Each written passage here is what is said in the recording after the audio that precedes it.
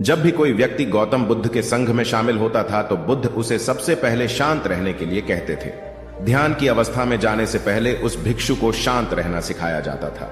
आज के दौर में हर तरफ सौरी शोर है। इसकी वजह से दिमाग में तनाव पैदा होना लाजमी है।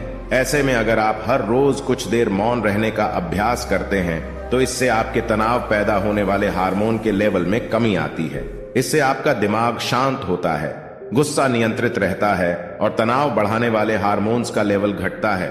आज के इस वीडियो में हम जानेंगे कि किन मौकों पर हमें शांत रहना है और किन मौकों पर हमें बोलना है और शांत रहने से हमारे अंदर क्या बदलाव आ सकता है। दोस्तों, संध्या काल का समय था। गुरु अपने सभी शिष्यों को बुलाते हैं और कहते हैं, कल सुबह सब लोग नदी में स्नान करने के बाद तुरंत हमारी कुटिया के सामने उपस्थित हो जाना।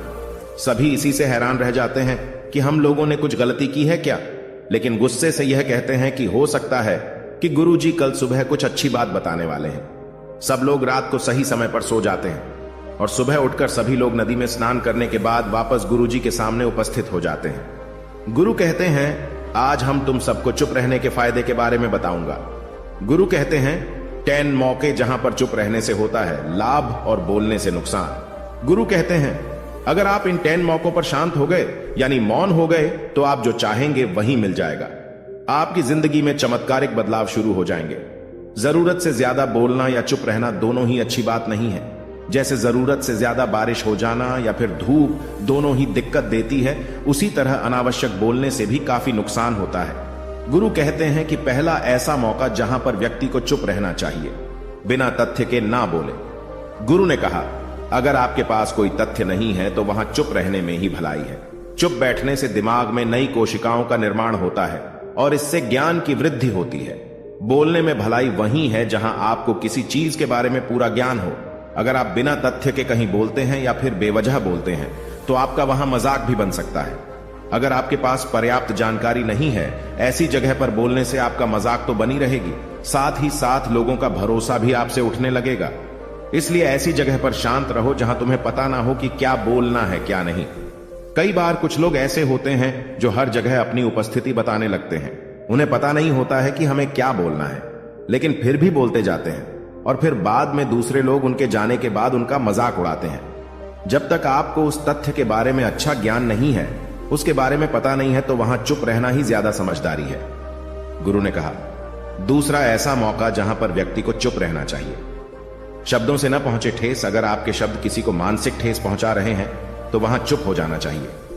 कमजोर व्यक्ति के बारे में कुछ भी बोलकर आप महान नहीं बन सकते हैं। महान आप किसी कमजोर का साथ देने में बनेंगे। कई बार होता है कुछ लोग अपने से छोटे व्यक्ति को भला बुरा कहते रहते हैं। सामने वाला इंसान तो कद से आपसे छोटा है, वह आपको कुछ नहीं बोलेगा, लेकिन आप उसकी नजरों में गिरते चले जाएंगे। हो सकता है कि कल वह भी आपसे पद में बड़ा हो जाए। पद में आपसे जब वह बड़ा हो जाएगा तो आज जो रवैया आपका उसके साथ है, आने वाले समय में वह भी आपके साथ वही करेगा। आप किसी को नीचा दिखाकर बड़ा नहीं बन सकते हैं। बड़ा बनना है तो अपने से छोटे लोगों का इज्जत भी करना सीखें और साथ ही साथ बड़े लोगों का भी सम्मान करना चाहिए। लोगों को लगता है कि अगर वह अकड़कर बोलेंगे और सामने वाले को नीचा गिराने की कोशिश करेंगे तो वह बड़े बन जाएंगे। तो यह उन सब की भूल है। बड़े होने की बजाय आप उनकी नजरों में गिरते चले जाएंगे। गुरु ने आगे कहा, इसलिए शिष्यों, तुम सब जब भी बोलना आदर भाव से बोलना, ताकि तुम्हारी बात लोगों को अच्छी लगे। बोलने में भाई बहन, माता पिता, मित्र इत्यादि संबोधन शब्दों का इस्तेमाल जरूर करना। इससे तुम्हारी मान प्रतिष्ठा तो बढ़ेगी ही, साथ ही साथ लोगों की नजरों में तुम समझदार व्यक्ति बनते जाओगे। गुरु ने आगे कहा, तीसरा मौका जहां पर व्यक्ति को चुप रहने में ही भलाई है।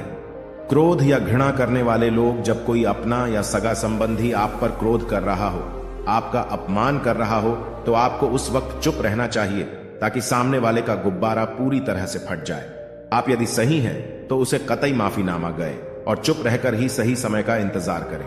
वह खुद आपसे माफी मांग लेगा जब उसे अपनी गलती का एहसास हो जाएगा। गुरु आगे कहते हैं कि अगर आपका कोई सगा संबंधी आप पर क्रोध कर रहा हो और आप उस समय शांत हैं, तो यह आदर सम्मान देने की निशानी होती है। इससे न कोई छोटा होता है और न ही बड़ा। अगर आपको क्रोध आ रहा है तो आप या तो वहां से किसी का अनादर किए बिना चले जाएं या फिर चुप रहें। क्रोध करने से आपके रिश्ते खराब होंगे।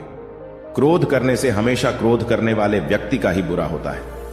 गुरु आगे कहते हैं कि एक बार की बात है, एक सांप जंगल से भागते हुए किसी राजा के घर में पहुंच गया। लोगों ने छेड़खानी की तो वह बहुत ही गुस्सा हो गया, जिससे घर में जो तलवार पड़ी हुई थी उसी को लपेटकर कसने लगा और धीरे धीरे उसका पूरा शरीर कट गया। यह गुस्सा उसे खा गया।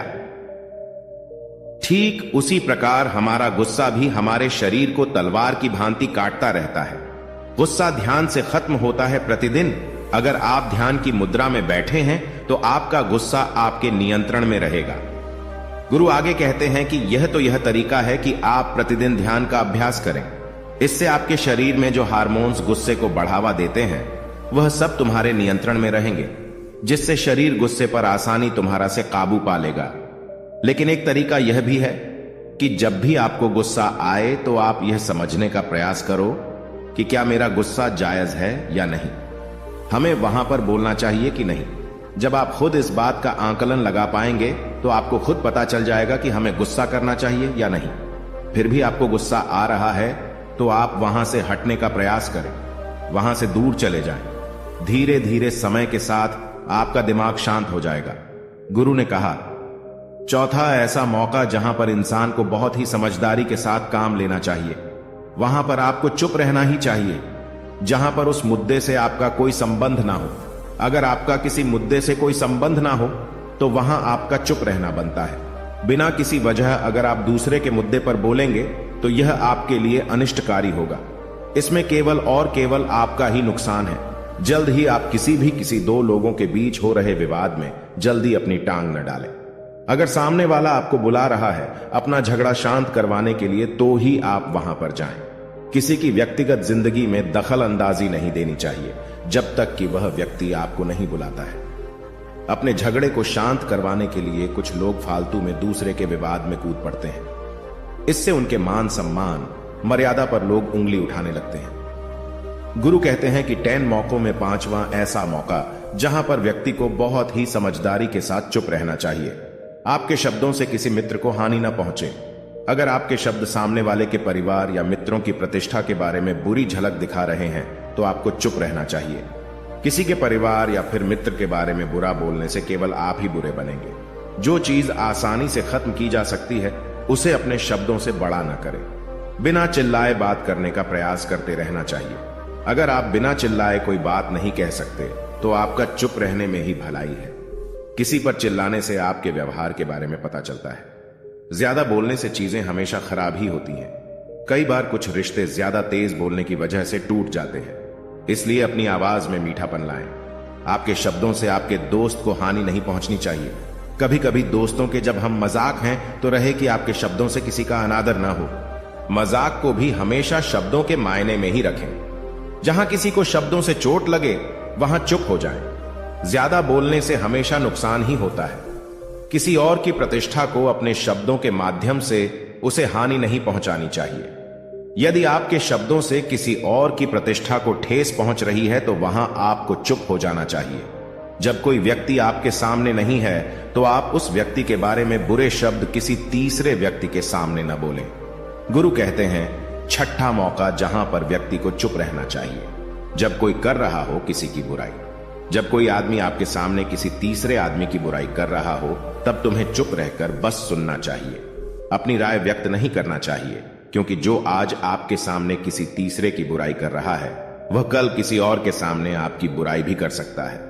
यदि आपने कुछ कहा है तो नीति शास्त्र के अनुसार जो अपने मुंह को बंद रखता है और बुद्धि से काम करता है वही इंसान समझदार होता है।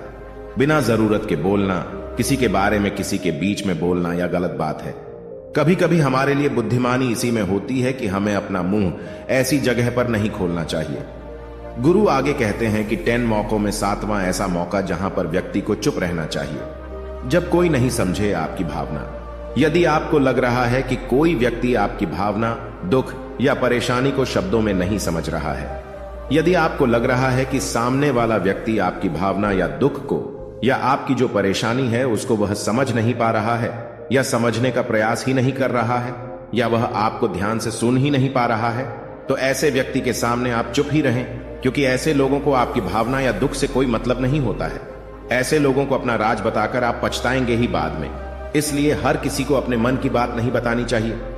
अगर आपको लग रहा है कि सामने वाला आपकी बात को नहीं समझ पा रहा है, आपकी भावनाओं को नहीं समझ पा रहा है, तो वहां पर आपको नहीं बोलना चाहिए, क्योंकि आज में आपका मजाक ही बन जाएगा जब आपको लगने लगे कि सामने वाला आपकी भावनाओं को ठीक तरीके से समझ रहा है, आप जो कह रहे हैं वह ठीक से सुन रहा है, तभी आप उसे अपनी बात कहें। गुरु कहते हैं कि 8वां मौका जहां पर आपको चुप रहना चाहिए, जब कोई इंसान अपना दुख व्यक्त करे। यदि कोई इंसान अपने दुख या परेशानी को आपको बता रहा है, तो इसका मतलब यह है कि वह आपको अपना समझ रहा है। ऐसे में तुरंत ही उसे समाधान बताने के बजाय चुप रहकर उसके दुख या समस्या को सुने। उसके दुख या समस्या को किसी और को न बताएं। वह इसलिए नहीं बता रहा है कि उसकी समस्याओं का समाधान कर देंगे, बल्कि वह इसलिए भी बता रहा है कि सामने वाला उसकी बात को समझ रहा है। कई बार बताने से दुख कम हो जाते हैं। आपको अपना दुख इसलिए बता रहा होगा कि उसे लग रहा है कि आप उसकी बात को समझ रहे हैं। दुख बांटने से कम हो जाता है। इसलिए जब कोई व्यक्ति अपना दुख आपसे व्यक्त करे, तो आप चुप मारकर उसकी बात को बहुत ही ध्यान से सुने, ताकि उसके दुख कम हो जाएं। उसके मन का बोझ हल्का हो जाए, क्योंकि उसके मन में जो भी बातें थी वह आपको सब बता दिया। गुरु आगे कहते हैं कि 10 जगहों में 9 ही ऐसी जगह जहां पर आपको चुप रहना चाहिए। जहां पर दुष्ट प्रकृति के लोग रह रहे हों और गाली गलौज कर रहे हों, तो आप वहां पर मत जाइए। ऐसी जगहों से आप चुपचाप निकल जाएं, अर्थात अपनी प्रतिक्रिया दिए बिना आप वहां से चले जाएं, क्योंकि जिसकी जुबान खराब होती है, जो दुष्ट प्रकृति के लोग होते हैं, उनको आप ऐसे समय में नहीं समझा सकते हैं। जब उनका दिमाग पूरी तरह से शांत हो जाए, तभी वह आपकी बात सुनेंगे। इसलिए जहां पर दुष्ट प्रकृति के लोगों आपकी बात को न मानते हों और न ही सुनते हों, तो आपको वहां पर नहीं बोलना चाहिए। गुरु कहते हैं कि 10 माह ऐसा मौका जहां पर आपको शांत हो जाना चाहिए। अपनी सफलता का राज हर किसी को न बताएं। कई बार होता है कि कुछ लोग जो सफलता को बहुत ही जल्दी अर्जित कर लेते हैं, वे हर जगह अपनी सफलता का ढिंढोरा पीटने लगते हैं। ऐसे में क्या होता है कि कई लोग आपकी सफलता से खुश नहीं होते हैं। अगर आप अपनी सफलता का जबरदस्ती लोगों में ढिंढोरा पिटवा रहे हैं, तो लोगों की नकारात्मक ऊर्जा आपको प्रभावित कर सकती है। जब आप सफल होंगे तो सबको पता चल जाएगा कि आप सफल हो गए हैं। ढिंढोरा पीटने से नुकसान आपका ही होगा। इतना कहकर गुरु ने कहा, शिष्यों, आज के लिए बस इतना ही। अगर तुम सब मेरी इन 10 बातों को अपने जीवन में अपना लेते हो, तो तुम सब काफी हद तक परेशानियों से बचे रहोगे। यहां से जाने के बाद मेरी यह बातें आपके जीवन किसी वरदान से कम साबित नहीं होंगी। दोस्तों, मुझे उम्मीद है इस वीडियो से आपको बहुत कुछ सीखने को मिला होगा। अगर आप नए हो तो हमसे जुड़ने के लिए इस चैनल को सब्सक्राइब करना मत भूलिएगा।